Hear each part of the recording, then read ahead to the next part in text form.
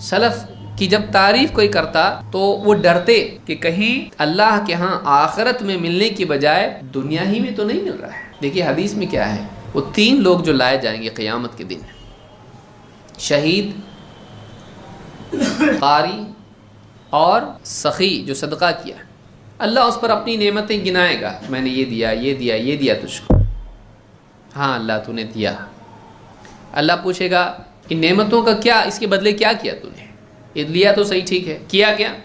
اللہ تیرے لیے میں نے قرآن پڑھا، لوگوں کو قرآن سکھایا، اے اللہ تیرے لیے میں نے غریبوں میں فقیروں میں تقسیم کیا، اے اللہ تیرے لیے میں لڑا یہاں تک کہ اپنی جان دے دی۔ اللہ کہا جھوٹ بولتا ہے تو، جھوٹ تو نے اس لیے کیا تاکہ تیری تعریف ہو، اور ہو گئی تیری تعریف، لوگوں نے کی تیری تعریف، جس کے لیے کیا تو مل گیا، اب میرے پاس کیا ہے؟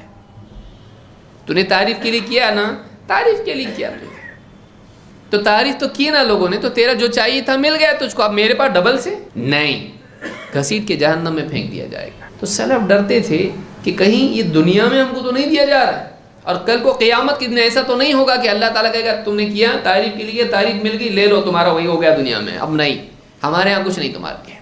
ڈرتے تھے کہ کہیں اس سے ہمارا دل بگڑ نہ جائے، کہیں آخرت خراب نہ ہو، کہیں اللہ سے ہم دور نہ ہو جائیں، کہیں اللہ ناراض نہ ہو جائے۔